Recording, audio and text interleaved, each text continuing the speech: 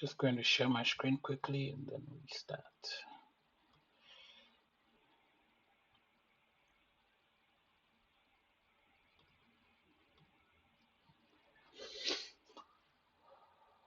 All right, so good afternoon, everyone. I hope you can all hear me clearly.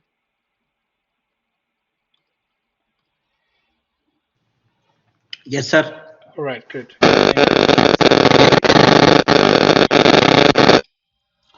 All right, so welcome to today's class. Welcome to today's data science and analytics class. Just as an overview, this week we have tried to cover a lot of the topics under module 2, which has to do with extract, transform, and load. We have also done some coding to see how you can extract data from various sources. Today, what we are going to do is we are going to look at how to clean and pre-process some of those data sets. And then after that, what we've done so far is we've done some extracts. So today, we are going to look at how you can transform and then you load the data. So we'll look at how you can transform some of the data sets, clean some at some level, and then see how we can either save them or if you're working in a system where you have to upload it to some database. I'll just quickly run through one example of how you can upload your data into a database using my local SQLite. And then if we are done with the coding and there's still some time, then we are going to jump onto module 3. We just takes some few slides today. That's if we have some extra time. Because next week we are going to jump into module 3, and for that it's going to be a lot of hands-on, because that is when we are going into the data science, the data analysis proper. So it's going to be a lot of theory about data content, how to do your feature selection and do all that, and then eventually move into what is known as the exploratory data analysis, where we are going to analyze the data proper, look at some statistical methods as well that you can use to analyze your data as well. All right, so without wasting much time, I'll jump straight into the learning outcomes. So we are still on learning outcome 2, which is to identify, extract, and transform data from various sources.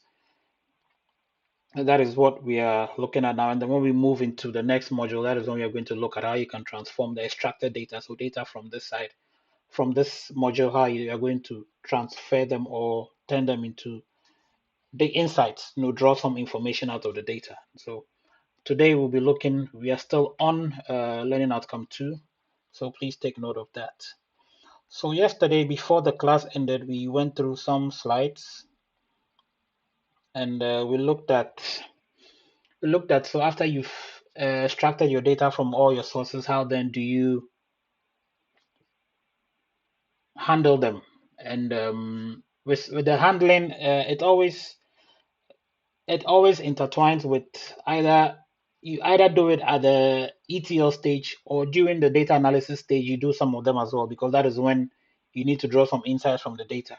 So what we are going to do today is that for handling of data today, the practical we are going to look at just handling numerical data.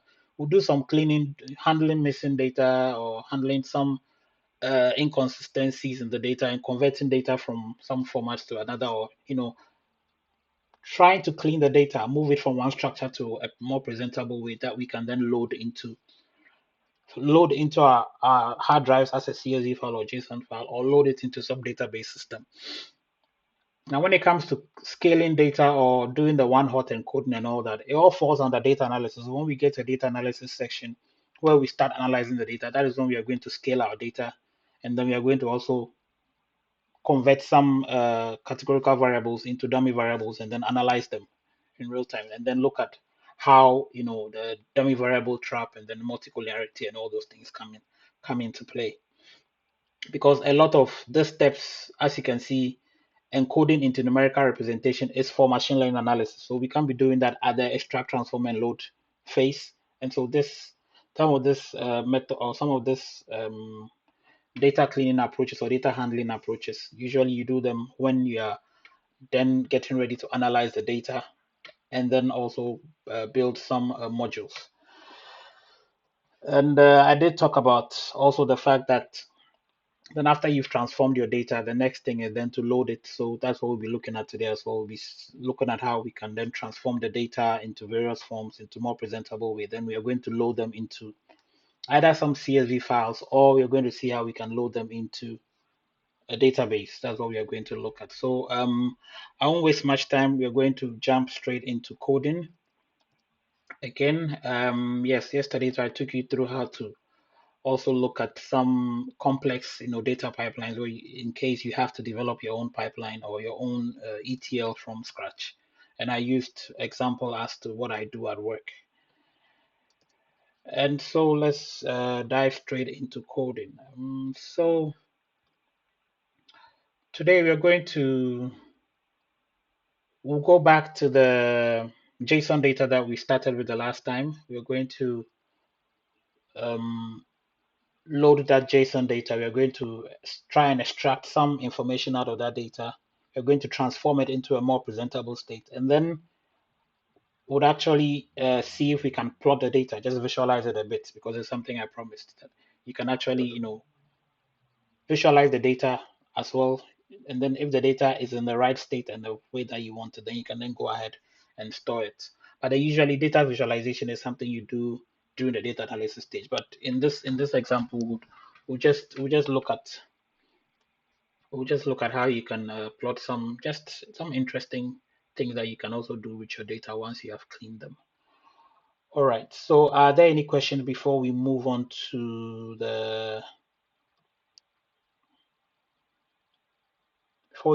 coding? Are there any questions?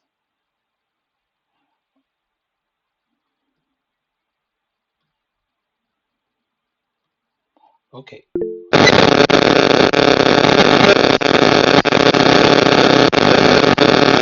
Yes, your mic is very loud. Can you, yes, please mute if you don't have anything to say. Okay, Prof. Good afternoon, sir. Yeah, good afternoon. Yes, I was trying to to do practice of the lecture before the last one. Uh-huh. That is, I was trying to see how I can collect the API, Uh-huh. the API. But at a point, you made us to know that once your response is not two 200, then something is wrong. So at a point, Yes. I had 401. Yeah. And I have to start troubleshooting and now discover that the API key I use it was not the same, so it was case sensitive. So I have to transform it to the what I use. I used small letter, but what I copied from the site from the Uh-huh. open weather stuff was capital letter. So when I did that, I got the response being 200. Okay, that's Then, good. but I had, yes, I got that. Then, when I started, I wanted to load the file as a JSON file, but I Yeah. was not getting exactly what you were getting. Even though I got the coordinates, I got the list, but the list was just giving me square bracket. That was just what it was giving me, not all the details you have, like the main you had in your own. I was not getting it. So that is there any way I did a mistake? Because I was expecting to get exactly what you got, even though it gave me the coordinates and the list, but within the list, it was not giving me directories of directories. It was just giving me a square bracket. So I was hooked there. So I don't know why I got it wrong. So, well, what I can ask is, let me just before we move on, what I can ask over here is,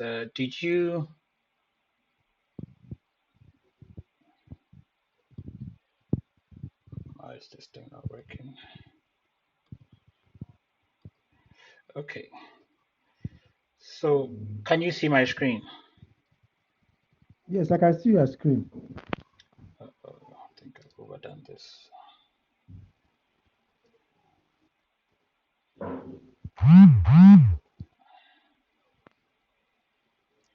Okay, so have you checked your URL?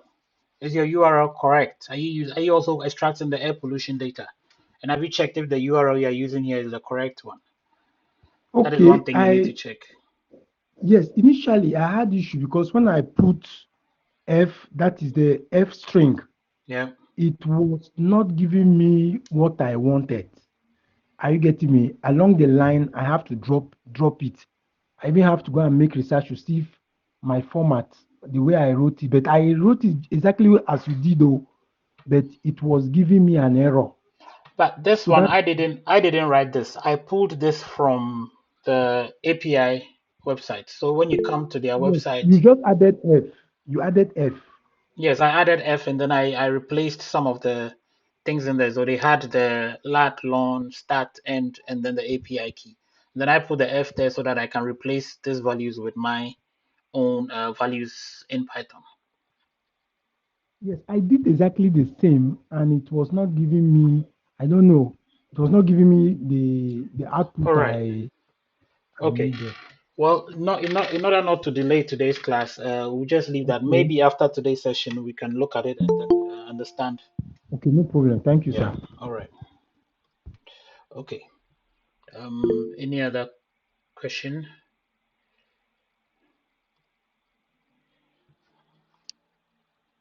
Yeah, Franklin, you have your hands up. Okay, thank you very much. Mine is like a follow-up. Just wanted to respond to what the guy asked, the guy before me. Okay. So I don't know whether we can use JSON Viewer. If you can use JSON Viewer, it's a Google Chrome add-on, like an extension for Chrome.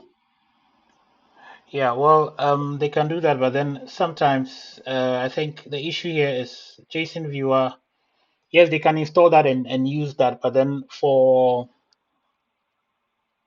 a beginner, maybe it might be a complicated thing for them to do. So What I'm thinking is this. I yeah, think he didn't really format it because once he has the response and it's 200, it means that he has scaled through the URL part. I yes, think it's the formatting, trying to pull out the data. That's where he's having the issue. yeah. So I think he had either forgotten to do the call the JSON, convert it to JSON. That's one thing we also need to check if he has done that. Once he's called out, once he's able to pull out the JSON or pull the requested response into a JSON structure, then he should be able to then start pulling out the data from there. So that's another thing. And yes, I understand maybe he could also, um, well, to use that extension, he might need a URL, and I don't know if, well, maybe from the response he can pull the URL and then also view that in the JSON browser. But that's one thing you could do as well. So yeah, if you have a challenge, Franklin, can you either look and then support him, or maybe I can also jump in after today's session and then we have a look at it. Okay, I don't want us to Yeah, delay so I today's plan class. to. Sorry, sir. I plan to have a session with them. Maybe Okay, later. Later. all right. Yeah. Yeah, that would be great. Thank you. Thank you.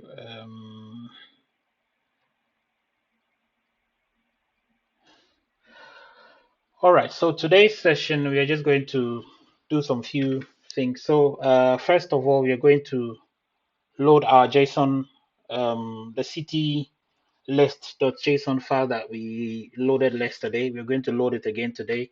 And then we are going to see how we can convert that data and then pull it into a nice structure. And then whilst we are doing that, we're also going to look at how we can then convert the latitude and longitude column into a geometry column in the data. And then we'll just use some GeoPandas and then also some package called leaf map to see if we can just quickly do a plot within Jupyter just to see where all those cities are located and then see if we can visualize the data in a way. So the first thing we are going to do is because we are going to be working with a JSON file, the first thing is to import the package called JSON. And then we also want to work with pandas, and so we can import pandas as PD. Now, another package that I would also be using that I haven't installed in my that I haven't installed in my Okay, environment okay. yet. Now I push on the go.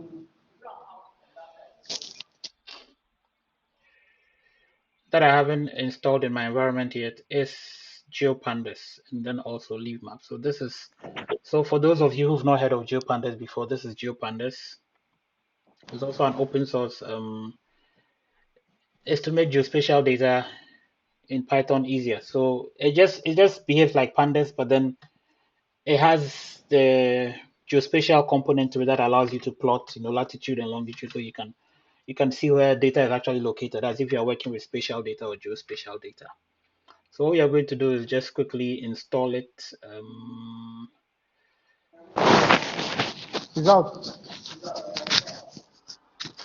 So now here one. Now here the thing.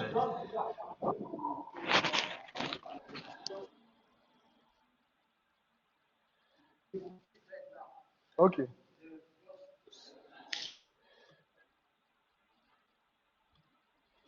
Okay, so I don't know if this guy is actually part of us. He keeps on muting and trying to disturb us, so you can join again.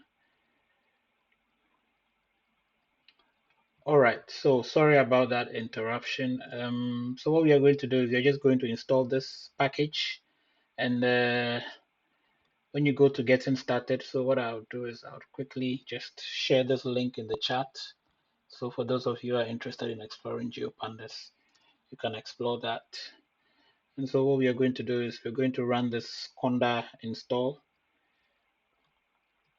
or you can also use pip install, but then I know GeoPandas usually comes with some other um, dependent libraries, and so I just want to install all that in addition to. So what I'm going to do is to activate my environment, which is dsenv, and then once I'm inside dsenv, I'm going to run this to install GeoPandas for me.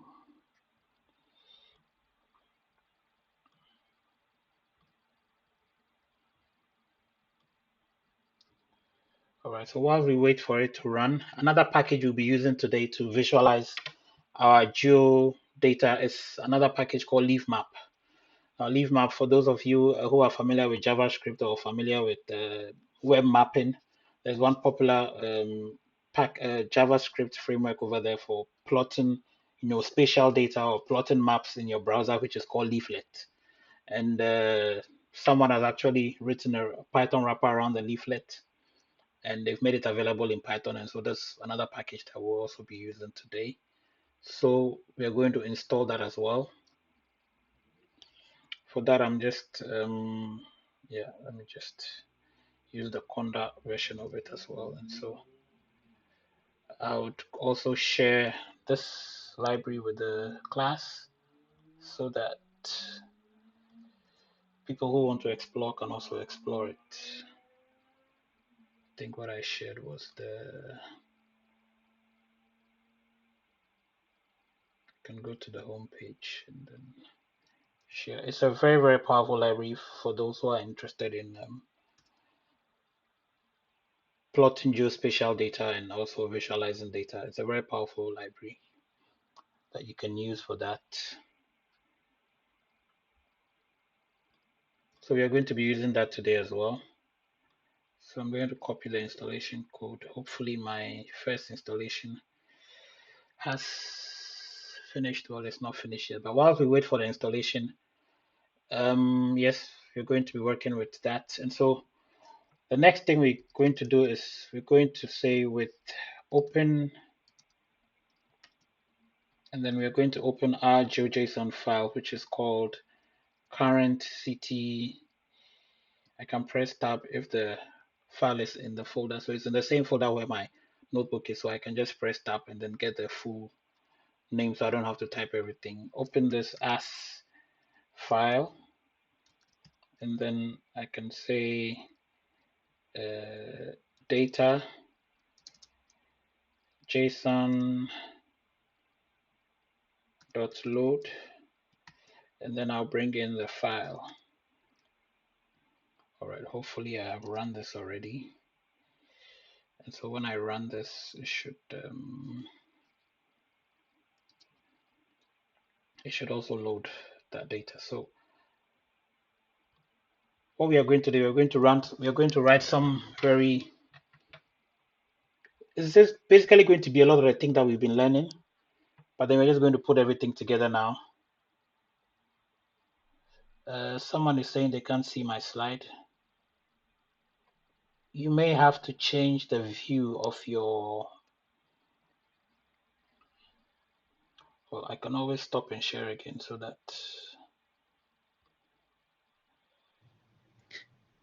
Your screen is visible. You can try to go out and come back again. yeah, okay. So I've started sharing again. So hopefully you can see this time.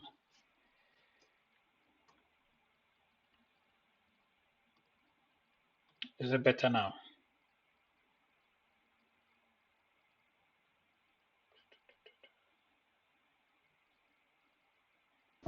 Yes. Okay, all right.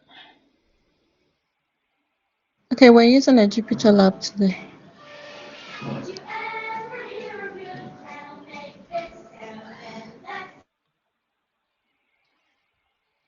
Yeah, we're using a Jupyter notebook today. I don't know what's happening with my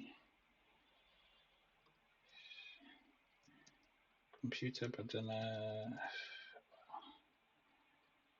okay.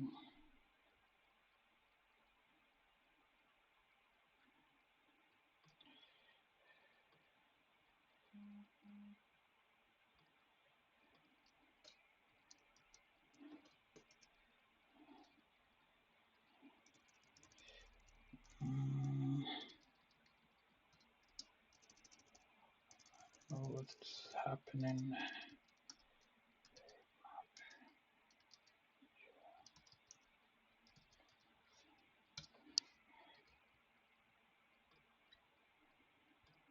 All right, so what we can do now is to look at the data. We can look at just one of it because it's once you load it, it gives you a list of JSON data structures. And so we can just look at the first one. And for the first one, we are seeing that it has some ID, some coordinate information. It has some country code, and then it has language. It also has the name of the city, and then it has some statistics about the city, and then there's stations, which I don't exactly know because I've not looked at the data dictionary of this which is one thing we also learn. To understand your data, you need to understand what each column is referring to, but then you need to look at understand what the stations mean. But that's not what we are interested in. For now, we're just interested in I would say we pick the coordinates, the country, the language in, or we can just leave the language. We can take the coordinates, country, and then take the name of the city, and then take the statistics. And the statistics, we're interested in population, not the level. We're interested in population, and then that should do. So, and then we're going to put that in one nice. We're going to put that in one nice dictionary that we can then plot,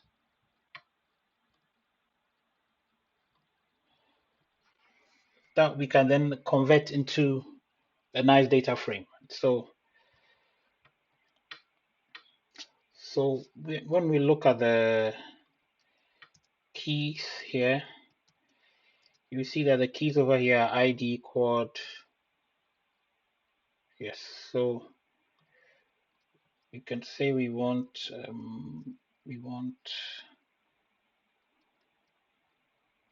quad, for instance. We want the coordinate, which will be our data,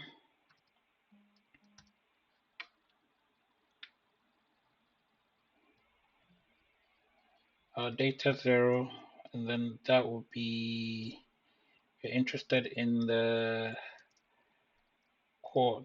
So that would take the coordinate and then pass it to the But then with the quad, we are interested in. So one thing we can also look at is we can just remove the keys again and then go back.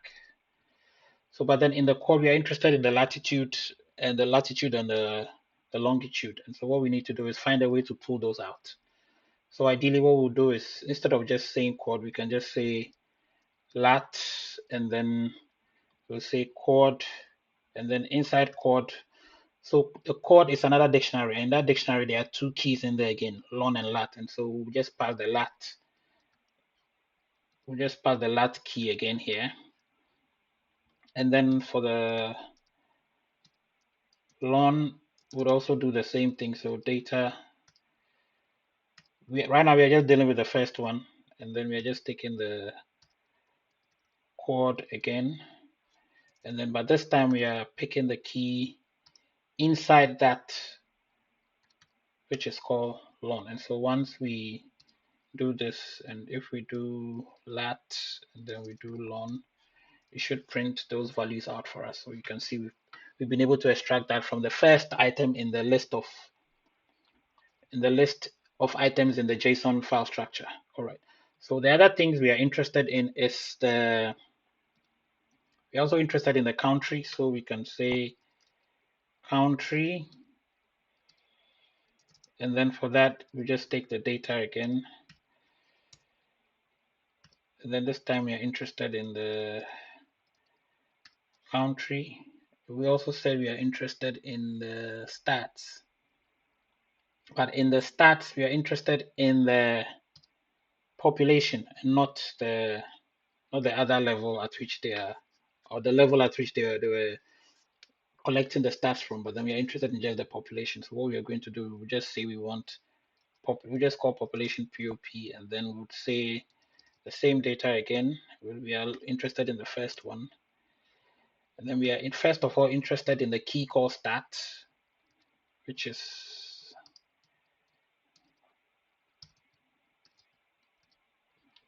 and then that stat also has an embedded dictionary in there, and that dictionary has two items in it, level and population. But then we are interested in population, and so once we pull that key, the key will give us a value which is another dictionary. So with that dictionary, we are looking for population, right? So what we can then do with this data is we can then create another dictionary from all these values that we have. Okay.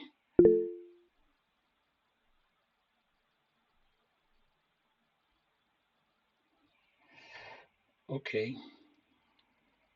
First of all, let me hide this, and then someone says they can't see, so let me just increase the font a bit. So, well, I hope it's okay now. Whilst we are waiting, let me see if my packages are installing. Yes, they are installing. So let's continue structuring. So what we want to do is to create our data dict. We're going to create a dictionary in which to put this data. And this thing that I'm doing, I'm just going step by step because I want people to be able to follow. I can just rethink about this whole thing and write a single line of code or use some complicated list comprehension to just pull all the data out. But I just want people to be able to follow. So I'm going to create a dictionary. And if this is part of the assignment that I'm going to be giving next week, I mean, anyone at all can choose the way that they want to present it. They don't have to follow exactly what I'm doing, but then, think about other ways that you can do this with lesser lines of code, which will make your work cleaner anyway. So what we want to do is we want to create a dictionary, and in that dictionary, we want to have a lat. Sorry, we want to have a lat in there. Sorry.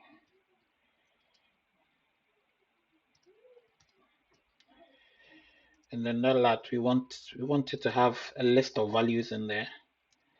And then we also want longitude, which we're just going to call lon for short.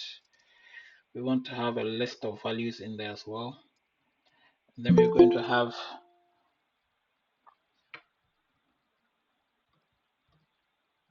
I'm just admitting someone into the class. Yeah. Then we're going to have another key in that dictionary called country. Also, we want to have that as a list of values.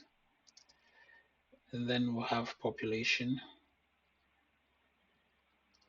which we're going to call population. Also a list of values. Now, what I can do simply here is I can, just for people to be able to follow, I'm going to comment this out, and then I'm just going to change this to lat lon. So what I'm doing is I'm basically just passing the values that we've extracted from the table to this. And then once I try to do run for everything, then I'm going to use the second one that I created. And so this will be country, and then this will be pop. So if I run this, and hopefully I come and look at my data dict, you should see that I've created a nice dictionary. And in this dictionary, if I pass it to pandas, then I'm going to get a table. I'm going to create a data frame over here, but then I need to put that in square brackets because the values are scalar. So I run this, so I now have a nice table over here. But what I want to do is to create a long list of this for all the data that is in the JSON, because if you look at the JSON, it has some, if you look at it, it has, if I just look at even the first 6, it has quite a number of, data sets in there. Okay, so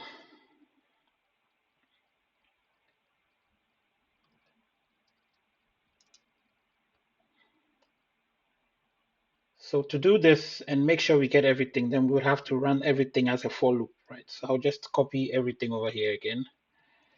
And then we're going to run a for loop.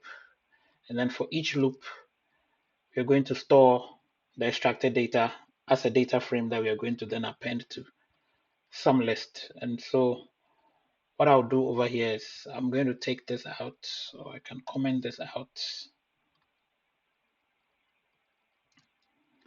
I'll bring this to the top.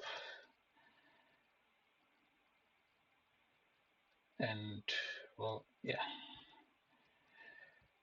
let's see how best we can write this for loop. So we can just say for dn data, because that is where that's where we have the list of all these dictionaries, or all these JSON structured dictionaries. What we want to do is we want to loop through that data and take all the index that is at D. And what we basically want to do here is to pass these data sets into this dictionary that we've created. Okay. And to make things easier, I'm just going to copy this and then paste it here.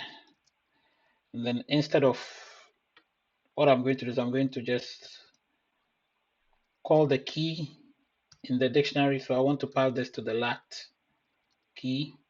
And because the values that it takes in is a list that I've created, all I need to do is say append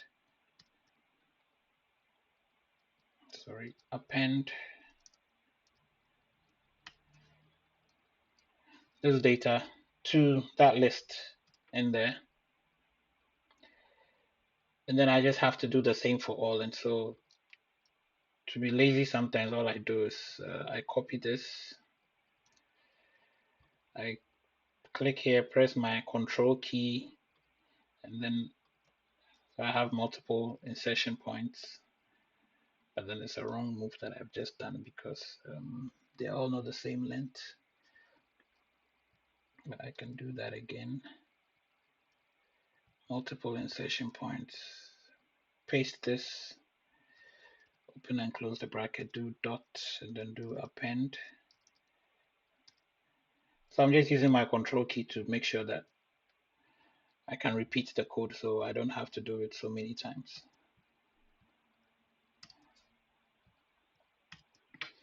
All right, so what I need to do here is then to bring over here, we would have the loan here. Over here, we would have country. And then over here, we would have population. Okay. So once this code runs, anytime it runs, it's going to take the data, extract that information that we want, and then append it to this list in the dictionary. So at the end, we're expecting a dictionary that has a long list of items in there, basically. So so let's run that and see. No, this.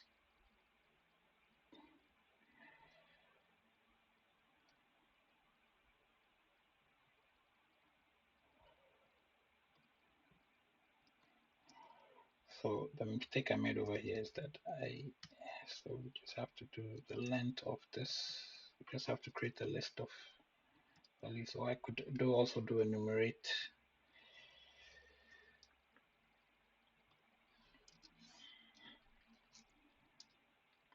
All right, so I can do my PD now, PD data frame, and then put my data dict in here.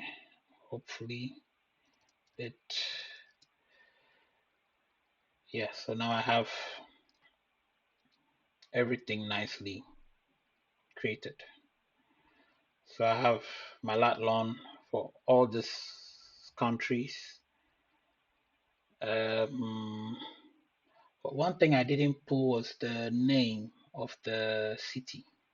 Yes, so maybe I can add another key here because it's one of the things we said we were going to pull. So, and then we can just copy one of this again, paste, and then say this time around we want to pass the name over there, and then we also want the name, or we can just say city instead of name. We can name that column city, and then let's run that again. What did I do wrong this time?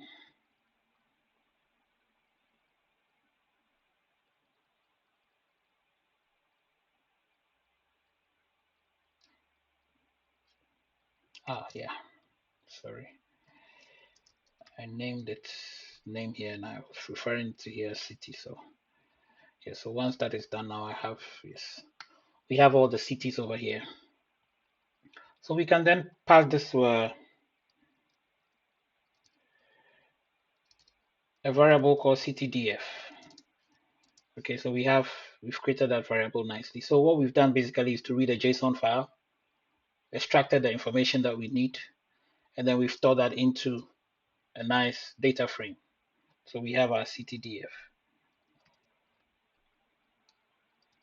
And then we can look at the head, just look at the first 5.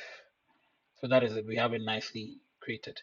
Another thing we can do is just to check the data type to make sure everything is the way it's supposed to be. So citydf, we can also run dot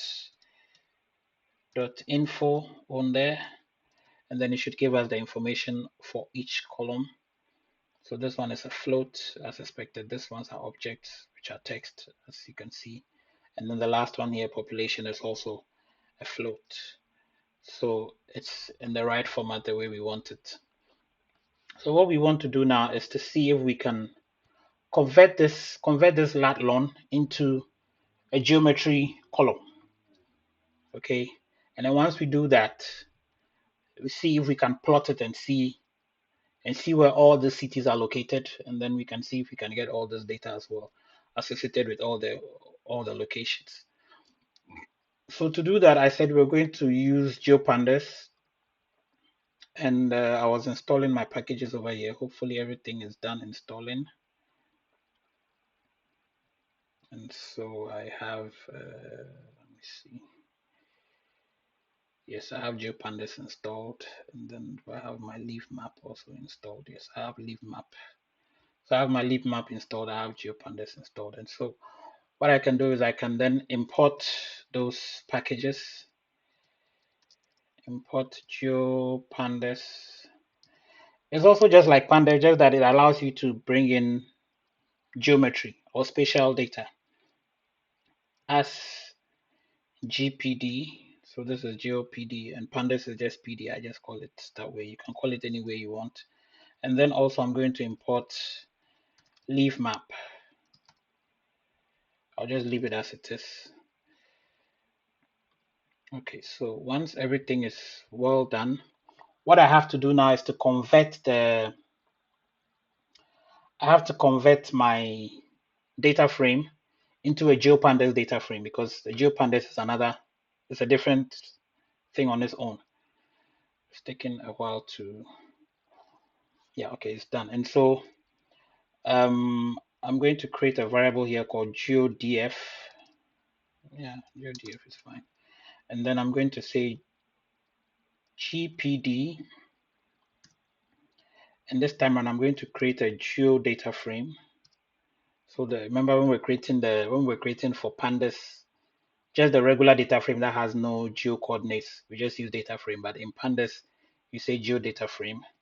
And then the geodata frame, what I can do is I can pass it the things I wanted to store. So I mean, you can do shift control again or shift tab to see what goes in there. So your data, and then your geometry, what you want to use as your geometry, and then you can also give it your coordinate reference system, which is a coordinate this is a standardized system that they use to map out locations across the globe. So we're going to be using these ones you can always Google and find out about and learn about those things. So our data in this instance is CTDF. That's what we want to use to create our geodata frame.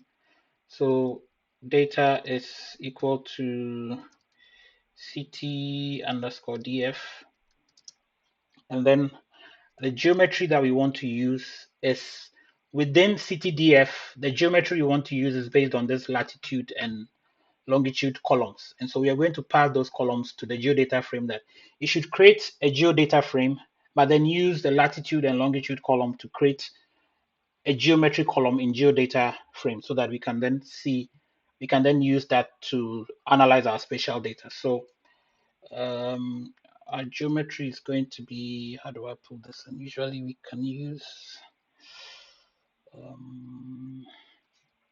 a package called Shapely, or we can just do it within GeoPandas itself. So I know GPD has something called point from XY. Yes. So point from XY, we just have to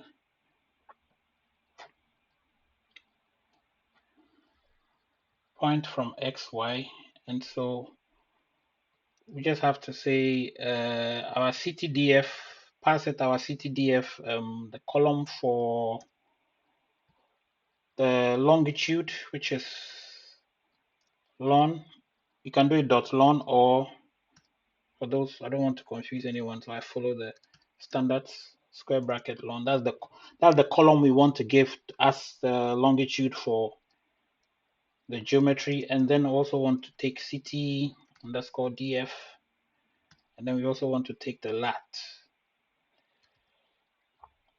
So the thing is with even though anytime they call it lat lon, in actual geospatial data analysis, the longitude always comes before the latitude. All right, so the next thing we want to do is we also want to give it some form of a coordinate reference system. So we'll set the CRS to I think based on the kind of values we have over here. I think this is just the regular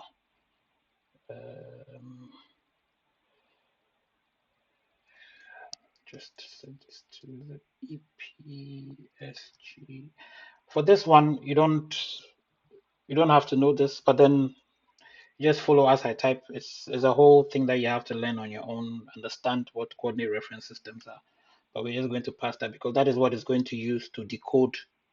It's going to use this coordinate reference system that we've given it over here, which is at 4326. is going to use that to encode this into longitude, latitude values.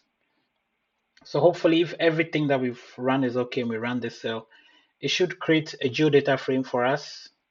And so if we look at this geodf, it should be another. So as you can see, it's created a column for us called geometry, and that column has basically these values in there as long lat, but then it's put them in a special data structure or in a special data format called the point data. So it has created a point geometry for us. And what we can then do with this point geometry is that, fine, and at this stage, our data is ready to save and then use for future analysis because we've extracted data, we have restructured the data in a nice format, and we've put it in a nice table, and we've been able to create a geometry column. So at this stage, we've extracted our data, we've transformed it, and we can just save it and use, or save it for whoever our geospatial analyst is at the office that who wants to use this kind of data. But then, like I said, one other thing we can do is to actually view this data to see if what we've done is, so we are going to be using leaf map to view this data. So we can create a map. And that is the beauty about using this Jupyter Labs and this Jupyter Notebook, is that you can actually visualize all forms of things in here. So I'm going to plot a whole, map with, I'm going to plot a map of the world and then show where all the data points are located. We're going to see, and leaf map makes it look very easy. We're going to create leaf map, and then we're going to say create a map for me, and then I won't pass in any coordinates. And then for the map, I want to add my data to the map, and so I'll just say add. It's supposed to be, what are some of these commands? Sorry, I'll run this first, and then I want to get some. It's taking forever to load. Just give me a minute. I'm sure it's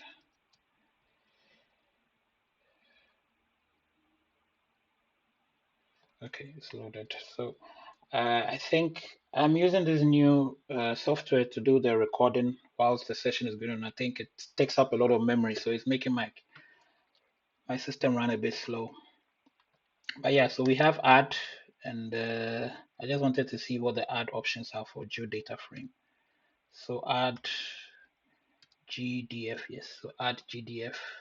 And as you can see, you can add a lot of data from so many sources. So you can add data from a Postgres. If you have some database, Postgres database that has a PostGIS extension, you can add data from there. You can add a lot of things to the map, and then you can actually visualize the map. So if you're interested in learning how to do this, you can actually go and read more about it. I've shared the link. So what I'm looking for is add GDF. And then in there, I'm going to put my geodf, and then I want to say it should name it. It should name that, because what I can do is I can pass a lot of, I can keep adding, more layers of. So if I have another geo or spatial data that also has latitude, longitude, I can add it to it. But then to differentiate the geodata for the city from the ones that I'm adding later on, I always have to give them a name. And so I'm going to give this one city location. So I'm just going to call it city locations. If I have another geodata frame that has another thing, then I can add that and then also look at that. So what I can do is, all you need to do is just run map again. And ideally, hopefully this should plot a nice map where you can actually see where all these cities are located. Let's hope it runs. I hope it doesn't disappoint. Let me see, how many data points are we looking at here?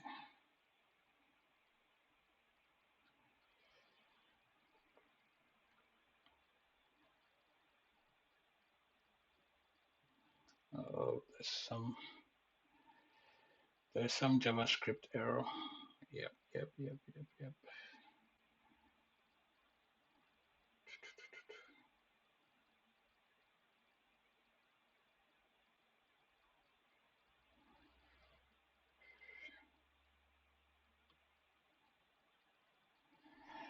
I thought everything was installed. Why is it telling me? That's weird. Okay, so it's telling me Jupyter Leaflet is not installed. Do I have to install that separately as another package?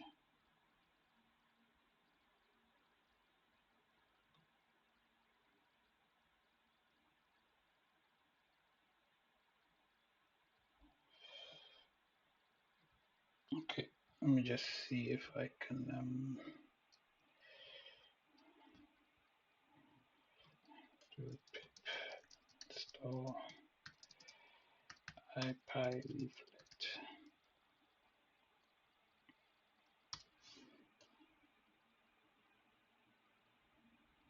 I'm surprised leaf map didn't install. Yeah, because all this already is satisfied. Yeah, all this should have been already on the system. Yeah, all this is already on the system.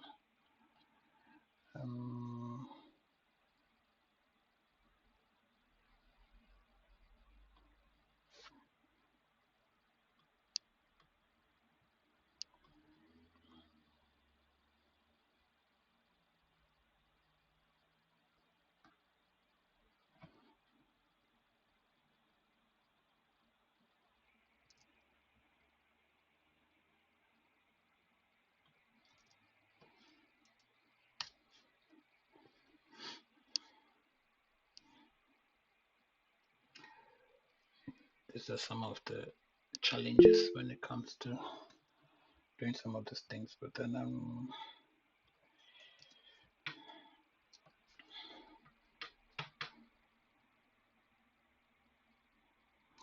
anyway, would have to stop here, and then I just thought we could visualize this nicely on a map, but then it's not working. Yeah, it's not working.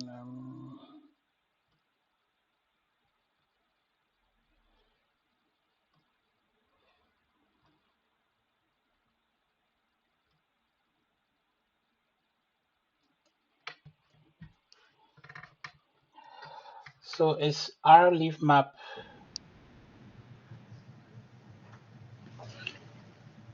We cannot break. Yeah, well, our leaf map in Anaconda same as leaf map. Our leaf map should be. I think whoever developed the leaf map package also developed a version for. Also developed a version for R as well, and so yes, they're the same guy. Let's see whether he has. Well, I don't know whether he has for R, but then I won't be surprised if he has for R.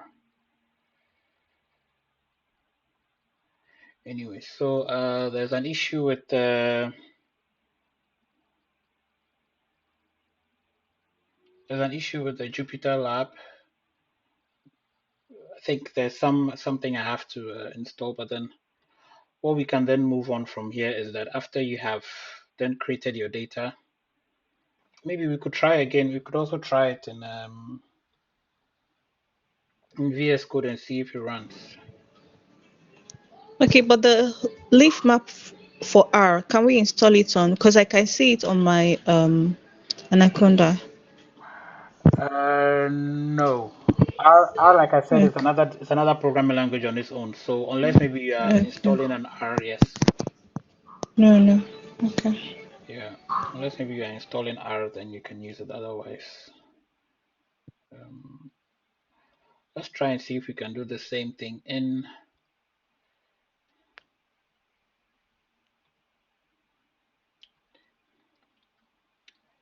Let's see if we can do the same thing in VS Code. Hopefully, the Jupyter extension in VS Code is able to plot this for us nicely. So we're using Data cleaning live 1.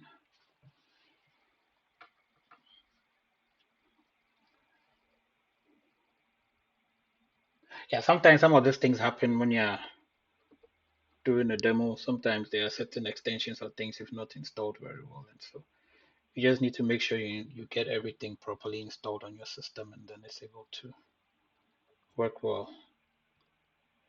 Maybe I should have checked all this before the session, but yeah.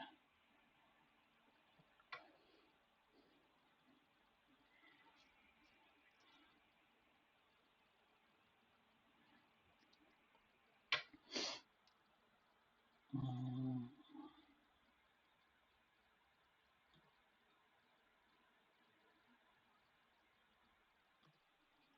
Okay, so welcome back from the break. Going to continue with our data transformation session.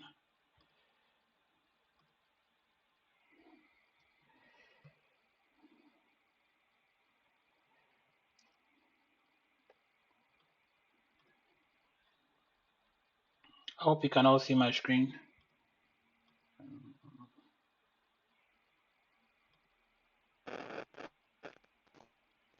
Yes, I can see, Prof.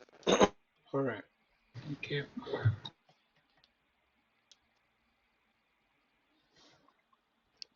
So the next thing we are going to be looking at is how you can save the data that we have extracted. And then once the data is saved, we'll also go ahead and look at another CSV file that I have. We'll look at how you can deal with missing data, how you can fill the gaps, and then how you can drop some of the missing data. If you think the missing data is not significant enough, you can drop them. Or if you feel that you have a lot of missing data that if you drop them, you're going to lose a lot of data, there are ways that you can fill in those gaps so that you can still utilize the data. But then one thing about filling gaps is that anytime you fill in a gap, you generate, artificial or fake data, which is not the truth, and so it can affect your data analysis in a way. So you need to be very sure about what you are doing whenever you want to use some of these methods to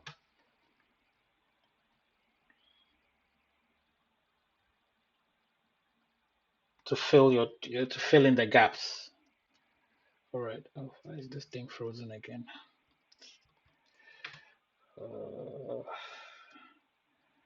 Okay, something working this time around. So it's plotting the map, but then yeah.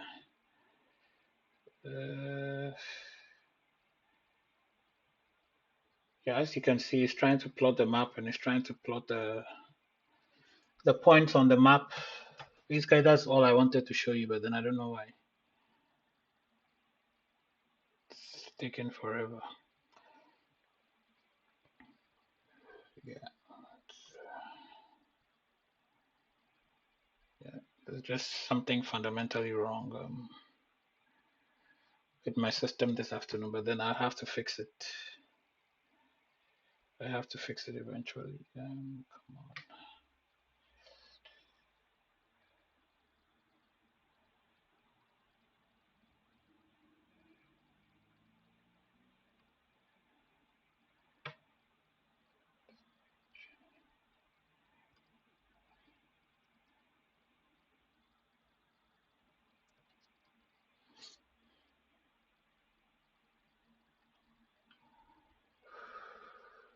Wow. Okay. Yeah, so it's not only students having challenges. Today your teacher is also having challenges. So some of these things are normal. It happens. Um, yeah. Time is normal because when you are writing code and doing practical, sometimes it's not always easy like that too. Even after you have done some practice at home. Yeah.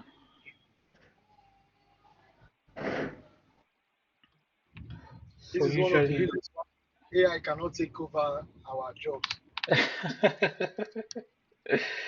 Yeah, because the AI runs on a computer, and on the days where the computer decides to mess up, it means there's nothing you Yes, can do so about it. Yeah, there's nothing you can do. Let's see. Dot shape. Okay, this could also be the reason why our thing is failing. We are trying to plot over 22,000 data points.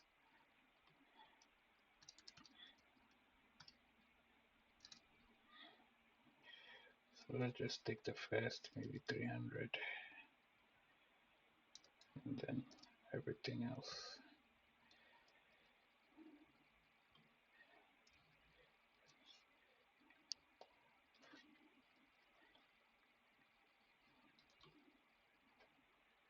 Yeah, so our map is working now. As you can see it, I hope you can all see it now. Yes, I can That see it means well. that Yeah. Yeah, the graphics of the system we use need to be very high because that could be why it was seasoned. well, my graphics are very high. I have a dedicated GPU in my machine, and also it's a 64 gig RAM. So it's just the thing is, before I started this class, this is almost like a new installation, and so a lot of things I haven't installed on my PC yet. So as you can see, I don't even have an existing environment that I use for my daily work on this machine yet. And so that is why things are a bit slow. But then I'm sure once I get everything running smoothly, it should start working. I'm installing everything from scratch, and usually when you are setting up a new machine, sometimes you run across some or you come across some of these challenges. But anyway, it works now.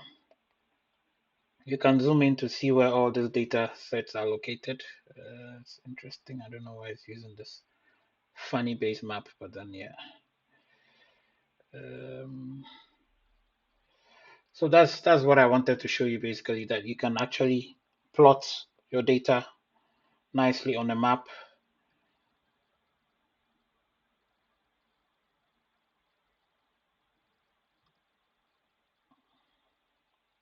And using leaf map, there's so much that you can do. You can actually decide to change the base map and all those other things. And yeah, it's a very powerful tool that you can use for a lot of things.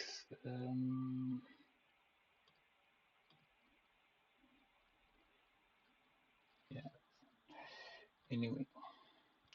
So that's just by the way of leaf map. And I think you can actually click on the locations too, and it should give you some information as to the the other data in the column is supposed to show anytime you click on a particular data set, you're supposed to see that information as well. All right, so what I'm going to do is just to make sure that my system is not freezing, we're just going to move on. So the next thing we want to do is, so after you have created your data and it's in a nice format that is an analysis ready state, or you think it's ready to move on to the next stage, what you can do is to save it.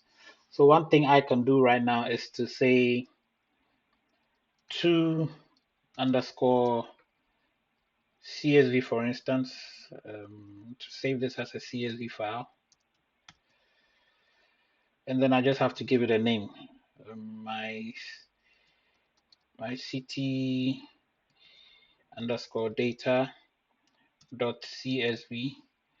And once you run this, it should save this file in your, it should save it for you nicely here. So that is its city underscore data. So it's saved. But when it comes to, but when you're working with geodata, there are other formats in which you can store your data as well. So one other thing you can do is I can store this as what we call a shape file. And to usually store as a shape file, maybe I have to create a folder called my shape. And then instead of to CSV, I can say to file, and then I'll have to state the path to the file that I want to, so shape That's the name of the folder, and I want to save this as .shapefile. So the .shapefile, the extension is shp. So when I run this, it should save the same thing for me, but then in a nice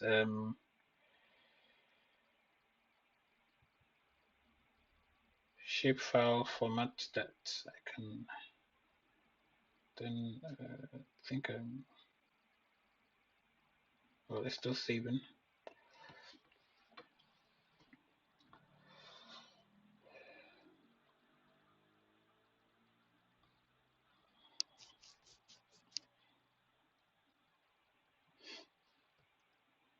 So it's still saving, and so that is how you can export. And if in your workplace you also have a database that supports GIS or supports geospatial data, you can actually push this directly into a database as well. So because this is almost a 22,000 data points, it's taking some time to save, but that is how you can save your data. If this finish running, you can see that there are other save options that you have as well that you can save your data to.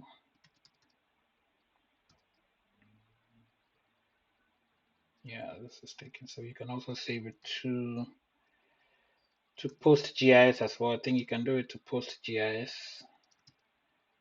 and then you can then specify the path to your or the URL to your database, and then you give it a name of whatever name you should save it as or whatever schema you should save it in, and then it will save that for you in your database as well.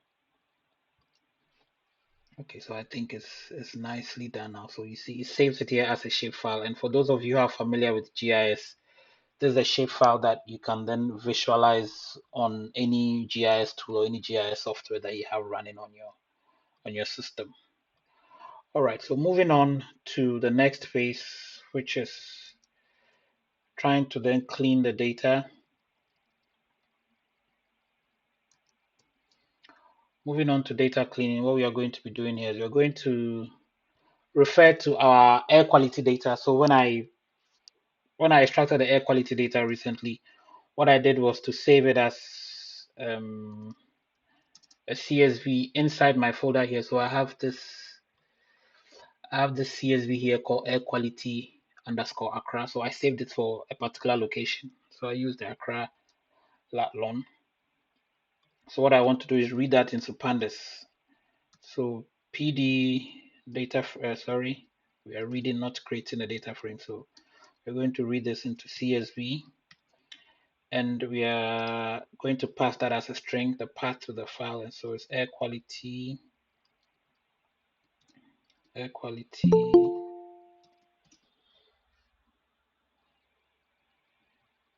CSV1, and then we are going to read that into AQ underscore DF. And then there we have it. So we have the data that I extracted just over Accra. Someone wants to join the call. Who's joining at this time?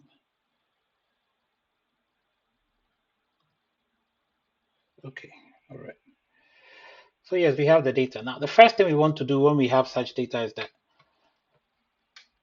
as a data scientist, before you store your data for a colleague to use or you store it for someone to use, what you want to do is to make sure that the data is well labeled. So the columns, for instance, because anybody who is not conversant with air pollution gases wouldn't know, or somebody who hasn't got a chemistry background wouldn't know what CO is or NO is or O3 is and all that. So what you need to do is to make sure that you rename the columns. So the first thing we are going to do over here is to see if we can rename the columns of this data set nicely. And if you recall, if we go back to the open, was it open?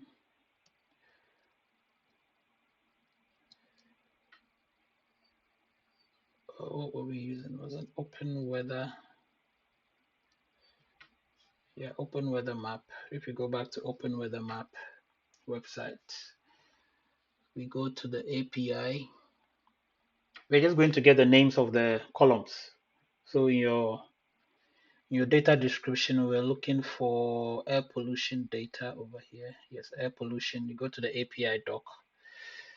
And then over here, you can see that the names of the columns are here nicely. So what I'll do is I'll copy them and then send them into my Jupyter and then, format them nicely. So for instance, I'll call this one carbon underscore monoxide.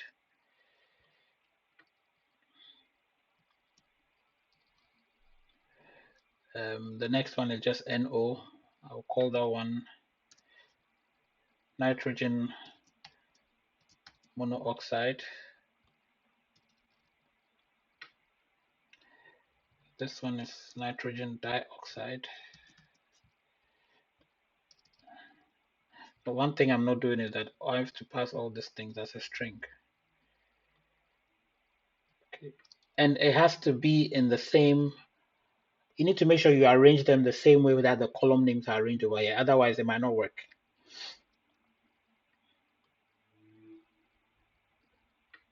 And then, yes, dioxide.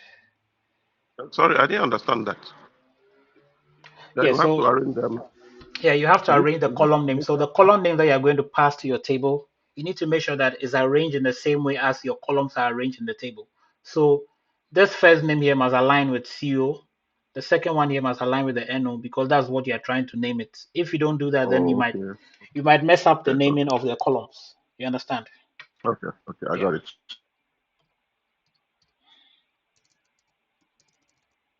You need to make sure they align very well. And so sulfur dioxide.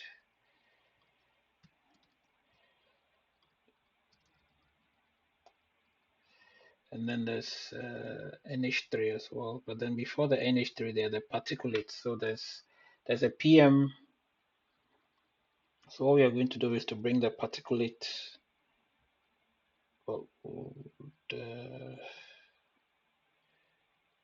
bring the particulate matter before after sulfur dioxide. We'll bring the particulate matter. So particulate, that's a long name though, but then let's put it in the MHDR. And then we're going to do 2.5 because you have to be specific about the naming, just so people will understand exactly what your column labels are. And then this is particulate matter 10. Before there's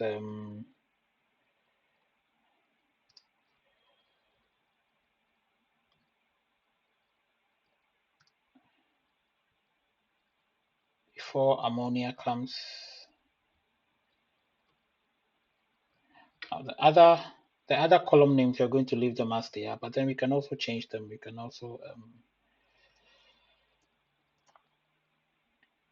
also have, so apart from the date, I think we can also have air quality index, right? And then with the daytime, we're going to leave it as it is. So we have a nice list of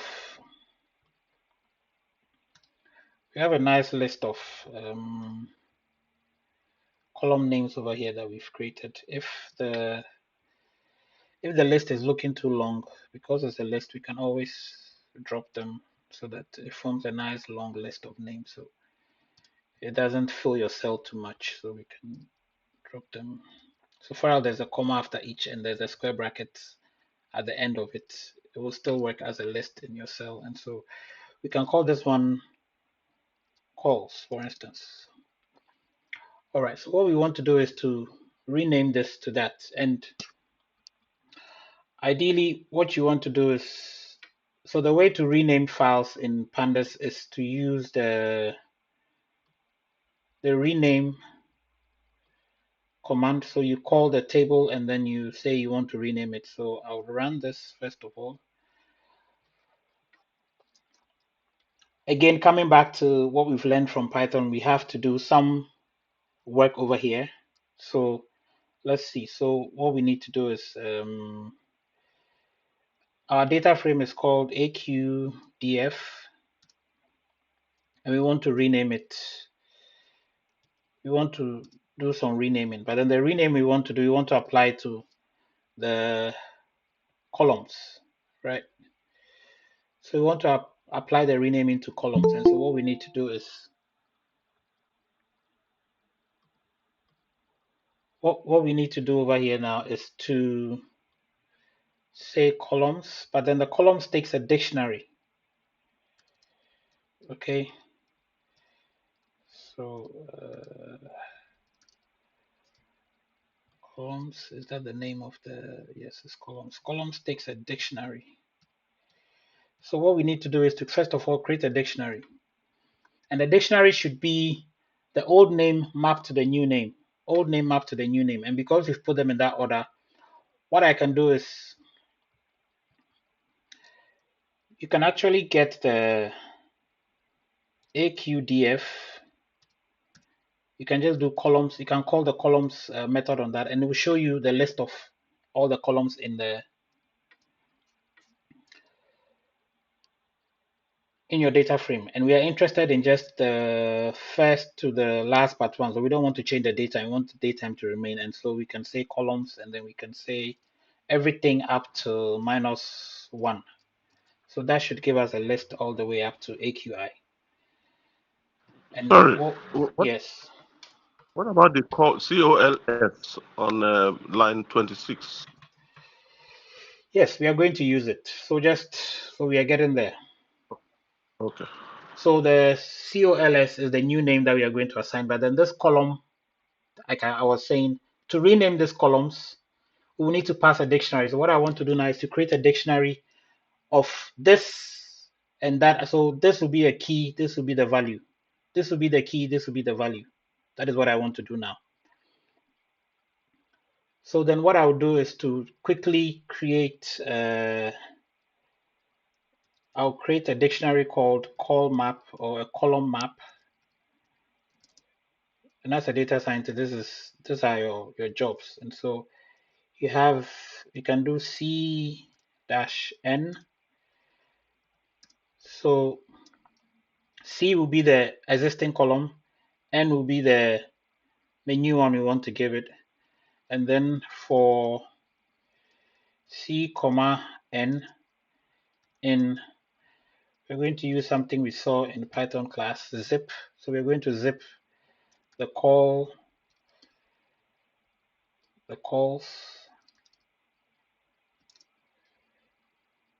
We're going to zip them, two lists. So you're going to zip the calls and then also this together. And then what will happen is that it's going to, hopefully this is going to create a dictionary for us that something is not complete. Yes, I didn't complete it. So this is going to create a dictionary for us. And that dictionary is going to have a map basically. So we are creating a mapping. We are mapping the old name onto the new one.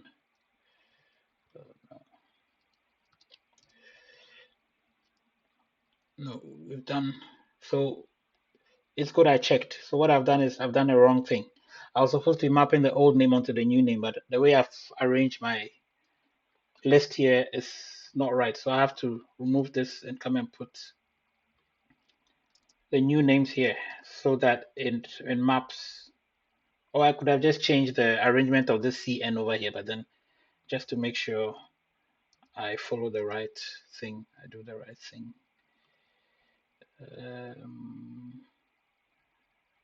What am I doing wrong here? It's not supposed to be there, it's supposed to be in here. Okay, so these are the mappings that I have. So what I want to do is to create, so I'm going to rename everything, but usually if I just rename it and I don't pass that to the same variable again, it's not going to actually take effect. Other thing I can do is there should be another, let me see, do we have, yeah, in place, we have in place over here. If we do that, then it will actually affect the actual variable AQDF in memory. but I don't want to do that. I just want to bring them in place now. So right now, I just want to rename all the columns in here and pass the renamed data frame back to a variable called AQDF as well. I don't want the name to change. I want to maintain the same name. So what I'll do then here is to bring my new column, new map, the naming thing here. And when I run that and I hopefully come and look at AQDF, all the columns should have been named nicely for me. So now I have, nicely named columns. Okay, for my, so anybody who takes this data now knows that, okay, this column is particulate matter 10. Sorry, so there's a mistake somewhere. There is a mistake somewhere. I didn't put a comma after something. Yes.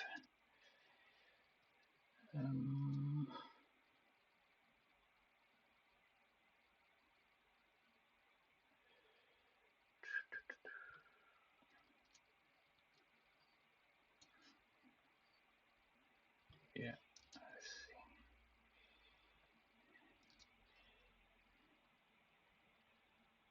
Yeah, so it's corrected. So ammonia now has its own column. The air quality index is here, and then our daytime is here. So now we have renamed our data columns nicely.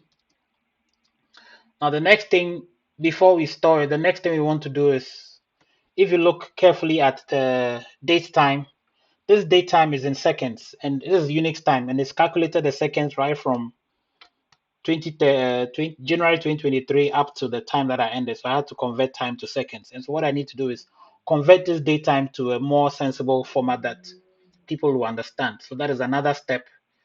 So converting the date time. So what I'll do here is I would say converting date time. I'll change the cell into a markdown cell. Then you know that's the step we are doing. So what I'm doing next is, and it's a very simple step. Like I told you, Pandas also has a very nice functionality in there for handling date time. So all I need to do is call my AQDF again. And then so what I want to do is I want to convert this last column into a nicely structured date time column. But I don't want to create a new column and add it to this existing data. So what I want to do is then to take this existing column here, this date time, change all the values to a nice format, and then pass it to the same data column again. So I'm just going to enter that same column name here, date time. And then in pandas, there's a function or there's a method called to date time. So I just have to do pd to date time. And then the column I want to convert to a datetime column is the same column again. So I'm going to pick, so to datetime, usually what does it take in? It takes in the argument. It takes, first of all, takes in the column that you want to convert. And then if there's a particular format you want, you can give it. And if there's some units, you can give the units to it. So, but in this case, what we want to do is, because the unit is in seconds, we are going to use that. And so we're going to take AQDF, but we are interested in the datetime column. Okay, like I said, you can call the column with a dot or you can use a square bracket. It's all the same. And then I want the unit to be in seconds. Yes, any question? Oh, this is someone joining. Okay, there's someone who wants to join. So the unit is in seconds. So what we can do is we can run this, and when we run that, and we look at our AQ underscore DF again. Do I keep doing this? Yeah. If you look at that and we go back to our last column, you see that it's now nicely formatted to a datetime format for you, right, to see. So in this case, we have read in the data, we have made some changes to the data. We have labeled some columns nicely. We've, renamed the datetime. And so what is happening here is data is now ready to be stored to use for other analysis, right? Or we can actually just do dot plot, and then say maybe we can actually just say we want to look at how. Yeah, let's try something interesting even before we save it. So let's select some columns and plot it and see. So we're going to select. We want to look at how carbon monoxide is changing over time in Accra. So let's do a line plot of that and see. So we are selecting. Let me, instead of plotting the whole 8,000 and whatever, so we have about 8,000. Instead of plotting the whole 8,000, I'll just choose maybe the first 500 rows, and then I would say I want the columns I want are carbon monoxide. So carbon underscore monoxide.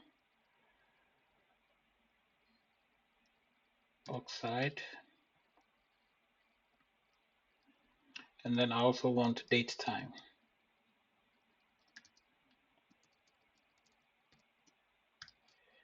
Then that is supposed to be in a square bracket and another square bracket for the spelling. log. Data.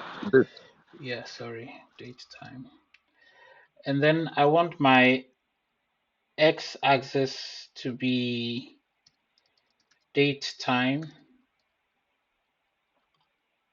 Yeah, and then I want my plot to the figure. So the fig size of my plot, I want it to be maybe 15 by 7. But let's plot that and see if it's going to show us a nice time series plot of.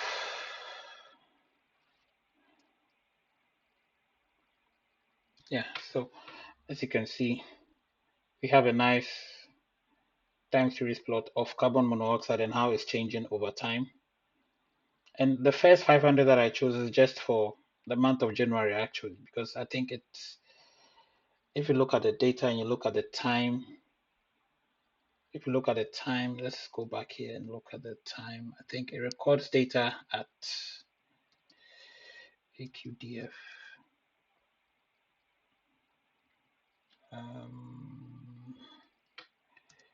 Head,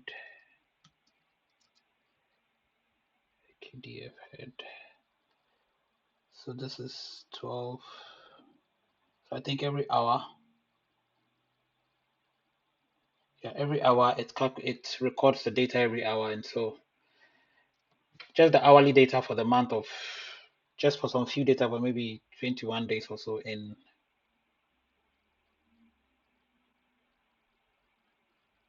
or is it 21 hours probably. I'm not very sure about the time convention, but then we're looking at how carbon dioxide is changing. It keeps increasing and coming down, and you could see some seasonal pattern to it.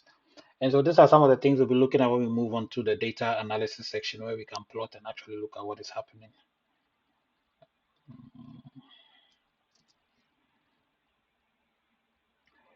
Yeah, all right. So that is just plotting a section of the data.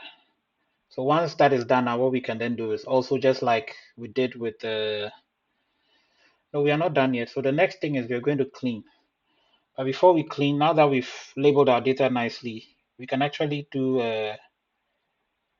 AQ again, AQDF.info, just to have a look at our data sets to see if everything is supposed to be the way it's supposed to be. So as you can see, there are some missing data sets.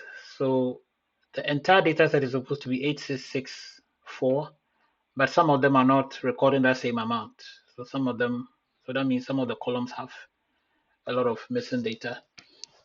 And usually one thing you can do is to see the number of missing data in each column. You can do AQDF, for instance, and then look and then do SNA. So SNA means, is there, you're asking pandas, is there a no data column or non-available data column? So once you run SNA, what SNA does is that it gives you some true or false information. But what we wanted to do, we don't want it just to show us the true or false, but we wanted to, for every column, we wanted to find the sum of is NA, or is there no data? We want to find the sum of all the no data in each column, and so we can run sum on that, and that should give us a nice report as to the number of missing data in each of the columns. And so for carbon monoxide, for instance, there are no missing data. For the nitrogen monoxide, 3 of them are missing, so it could be due to maybe instrument failure on that at that particular time. So maybe there was some missing data in there. Here 6, here 2, here 6, here 8, and all that. And so is the data okay to save? I mean, is this okay for you? So as a data scientist, the question you're asking yourself is, with this missing data, is it significant enough to just save the data for the data analyst to come and look at, or do I have to drop the missing data, or do I have to fill in those gaps? Okay, and then that is another thing you can do. So you can actually decide to just say AQDF again, and then all you can do is say, if you just want to drop all the missing data such that you don't want to pass any column that has a missing data. So what happens is that some of those columns with missing data will be dropped.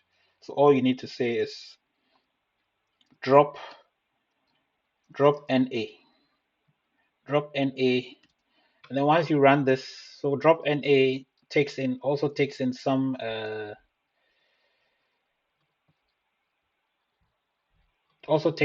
arguments. But if I just run drop NA, what will happen is that no drop NA. It's running. Okay. Yeah, so what will happen is, so if I do drop NA and I do info on that, you should see that now it has dropped all the missing data sets, and then now we have a uniform number of data across board for all the columns. So it has dropped all the columns that have no data in there. One thing you can also do is you can change the how. So how do you want the drop NA to work? Do you want it to drop? So when you come and look at the how, there's any and then there's all. The default is any. And they've explained it over here that any, if you use any, what happens is that if any NA values are present, drop that row or column. So if you look at the entire row and there's some, and one of the columns has a missing data in there, drop that whole row. And then the other option that you can also is all. So this one would only drop the row if every single column in that row has a missing data. Does that make sense? Should I go over that again? Yes, please. Okay, so if you choose any, which is the default, what the any does is any column that has a missing data. So that means it will look at, let me see which of this, let me see if I can use proper, so AQDF again, and then we're going to look at head, and then let's look at the first 10 columns and see if we are going to find any missing data sets. Yeah. So as you can see, if you look at this column, for instance, here, so there's a missing data here represented by NaN. That means there's a null column. And then when you come here to, there's a missing data here. There's one here, there's one here, there's one here. So if you choose the all, what the function will be looking at is it will try and see if all the columns have missing data. If all the columns have missing data, then that is the column that is the row that it will drop. Okay, so if I choose all, for instance, it will still not drop these columns, because it will still not drop these rows because not all of them have missing data. But if you choose any as the how, then it would only drop if any of these columns have a missing data in there, then we'll drop them. And that is why they make the default any. That is why the default you get anytime you want to drop. So that's why the default there that they've put over there is any. So what it will do is that it will look at each of the rows. If any of them has a missing data at all, it will drop it. But if you choose all, the all will always look out to see if all that's from point A or from column A all the way to column the end of that data set. It will check if everything has a null before it drops it. But if everything, or if only one has a null, it won't drop it. It will check if everything has a null before it drops it. I hope that makes sense. And that is how the drop NA Yes, works. sir. Yeah, that is how the drop NA works. So in this case, yes, we've dropped it. And then we can go ahead and save it to CSV or to a database. But what if you have some significant data losses and you want to be able to use some form of complicated methods to fill in the gaps? Or you just want to, maybe the data is such that just filling in with zero is okay, but zero can be tricky because if your data reports a null, for instance, this particular column over here, which is particulate matter over here is none. You can decide to fill in these gaps. If you just say where there is none, you should fill it with zero. What happens is that whoever is using that data would assume that particulate matter for this particular time point, it was zero. Then they will say, okay, so maybe between 5 and 6 o'clock of the day, or maybe between 5 and 6 a.m., zero was recorded, which is not true. Okay, so usually what people do is to try and fill in this gap, they would either look at the average, they would take the average of the entire column and then use the average to fill in the gap, assuming that, on the average, the values range between this value and this value. And so we want to fill in with that gap.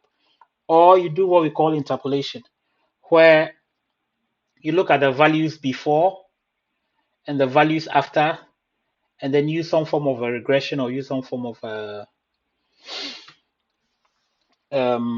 linear regression to fill in this gap based on whatever values come before and whatever values come after based on the time, because your assumption is that because this is recorded every hour, this data shouldn't be different from whatever comes before it. Unless maybe there's a huge spike immediately after this, then whatever you interpolate based on what comes before it and what comes after it might be wrong. And so in most cases, what the advice is just drop it. If you don't want to create artificial data, you drop it. But if there's a need to create artificial data, make sure that the artificial data you're creating is good enough or is a good representation enough of whatever gap you're filling. And usually there are tests that you do. You can actually test your gap filling method to see how well it works by intentionally dropping. So what I'll do is that I'll intentionally drop, if I want to test my gap filling method and see if it really fills the gap with data that is close to what is measured as possible. What I did for one of my chapters in my PhD was I actually intentionally dropped the numbers, okay, and then store the numbers somewhere. And then I used my gap filling method to fill them. And then what I did was then to compare the gap filled data to the actual data that I intentionally dropped to see how far apart they were. So I found the residual between that. And I found out that there was this one particular method that I was using that was estimating the gap fill data very close to the original observed data. And so I then settled to use that method to fill in all the gaps before moving ahead to build my models. So when it comes to gap filling, there's a lot to consider before you go ahead and fill the gap. Otherwise, I read a paper where the author was suggesting that if you run this something and maybe let's see, I can do over len of AQDF. So what this will give me is that this should give me a percentage ideally. Yeah, it should give me a percentage. I've just calculated the sum and then divided it by the total number of data points.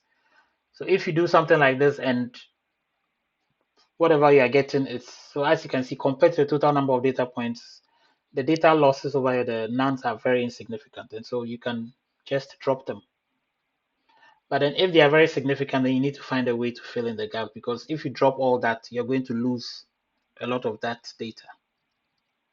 So usually the threshold that they give is 10%. If your null data is not more than 10, it's less than 10%, then you can drop them. It's less than 10% of your entire data set, you can drop it. But then if it's more than that, then you need to find the best way to.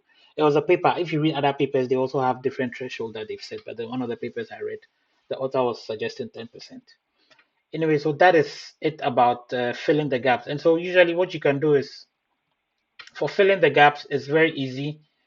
You can also just do AQ again, DF, and then you say fill NA. So I can say fill NA, I can just give it a 0, for instance. And what it would do is that it would just replace. So when I do this and I look at the head of the first 10, all the non values have now been filled with 0, as you can see, right? Or I can say, instead of 0, I can just say you should fill it with the, what have I done? Fill NA, but with AQDF again, AQDF, but then just fill it with the mean. Okay, if I run this, it should run. I think I made a mistake somewhere.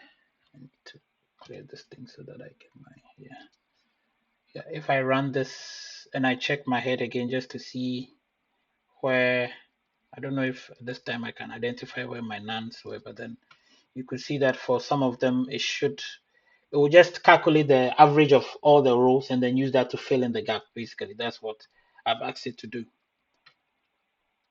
Okay, so just for some of them, we'll just calculate the mean, the average, and then use that to fill in the gaps for you, which is not the best. Or then you can also look for you can go to the Pandas website and look for the interpolation methods that they use. So you can look for interpolation or interpolate, and then see, I think Pandas has a lot of interpolation methods that you can use here. So yeah, data frame interpolate. So this is it. So the data frame here is representing your AQDF, for instance. So you can say AQDF interpolate. The method to use a linear regression, and then it will fill in the gaps based on some linear method, if that is what you want to do. So that is it for dealing with your messy data. One thing I wanted us to learn today was to then see how, after you have done that, you can push the data to your database. I think we're going to do that first thing. For the next session, we're going to look at how you can push the data to the database. But what we need to do in that case is we need to create a new database. It's a whole process of its own. So imagine you are working in a company where there's a database. Then you can create a database, but then in my case, I'm using my own small company database here, which is the SQLite. So I can create a database for air quality, for instance. And then I want to store that database in my data science notebook. And yeah, I want to store it in my data science notebook. So it's going to create a database for me. And then I want to create a table in there called AQ. And that table, I have to then give it. So this is what we are going to do on Monday. I want to create a table called AQ in the database, and then I want to give it the names of the field. And so in my AQ, I have a field called carbon monoxide. So I have to create a field called carbon monoxide in there. I have a field called nitrogen monoxide. So you have to create all these columns inside your database. And then once they are in there, you can then push your data into that database. So that is what we are going to look at from Monday. So I think it's one of the last things we look at before we move on. We jump to the next session. So are there any questions? Are there any questions? I hope I didn't run too fast through some of these things. I thought time was going, so I started talking very fast. But then if you thought that I was moving too fast at a point and there's any particular thing you want me to go over, please just let me know so I go over it now. You did it well. We have to Yes, work sir. hard. Okay, all right. So as usual, I was recording, and so I'll make the video available so you can watch and then follow. But then yeah, when it comes to the data transformation or your data cleaning, sometimes some visualization is also in there. You can also look at it to see what you're doing, you're on the right path before you finally save it for future use. All right, so that is that for today. So from next week, we'll jump to data analysis proper. So now that we've extracted our data, cleaned it, on Monday we'll look at, sorry, on Wednesday we'll look at how to load it. And then after we've loaded it into some place where we can then use for data analysis, then we come and then start doing the data analysis proper, where we'll be looking at things you should know about your data, what the feature is, what the variable is, what are data points, what are records, and all that. We'll look at all that. And then we'll also learn some few things about understanding your data, how to inspect your data. You should also understand how to actually find out what each of the columns mean, because it's very important that you know what that means. And before you even start doing that, if you happen to be a domain expert, if the data you're working with is in your domain, then that is super. You understand what carbon monoxide is. But if you're coming from a background where you don't know what these gases mean, then it becomes a challenge. Okay, so these are some of the things we would look at in our next session. Yes, someone has their hands up.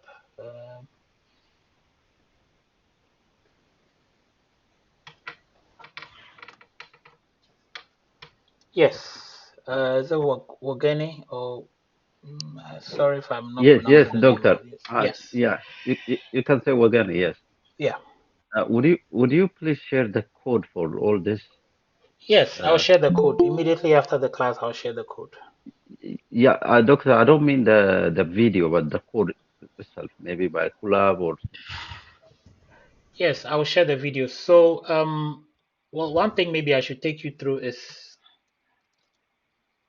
so, I don't know, but then are you part of our Google Classroom? yes, yes.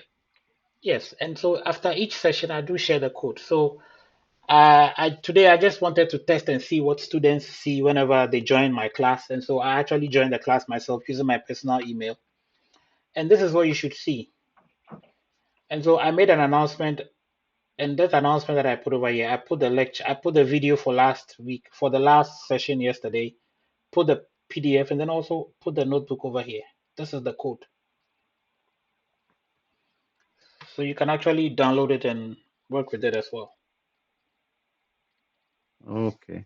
Yeah, so I attach everything. So if you're part of the class, and then for those who are finding it difficult to join the course, if you log into your Google Classroom, the link is always here. You click on it and you can join the call.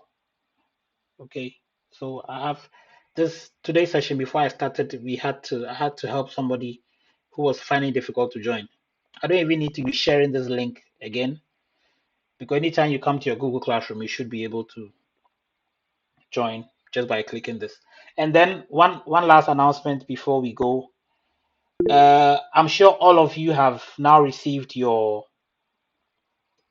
university email account, right?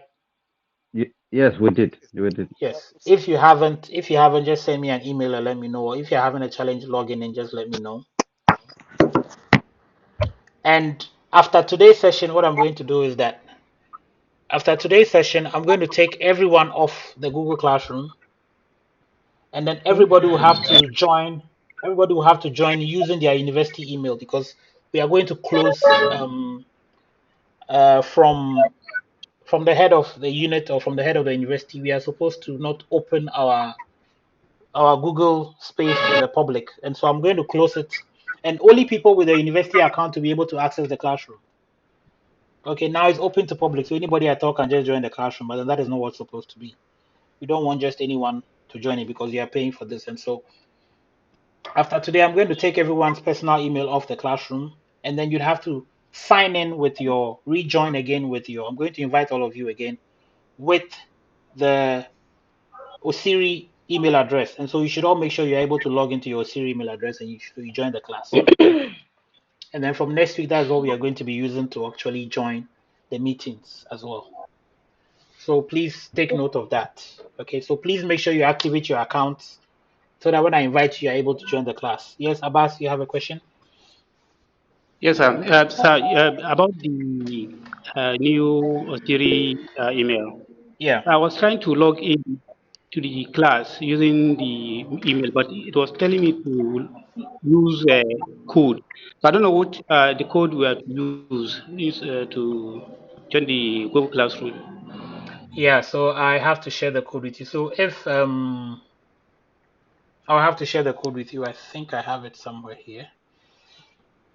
Okay. Thank you for that question. It actually asked me as well. Yeah. All right. So for those of you asking the question, this is the code. Okay, this is the code. I think let me just put it in the chat because this video is going to be on YouTube. We don't want people to. Might have to cut the section out of the code, out of the video. Yeah, so I've put the code in the chat. You can copy it and then use that to join. But what I said was I'm going to invite you, and so once I invite you, you should be able to then join automatically. Okay, you wouldn't need the code again.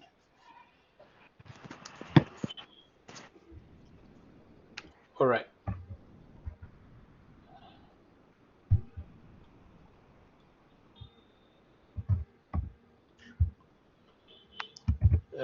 Any more questions?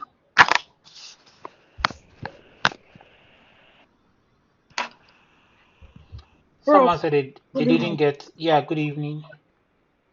Like okay, the Osiri login stuff.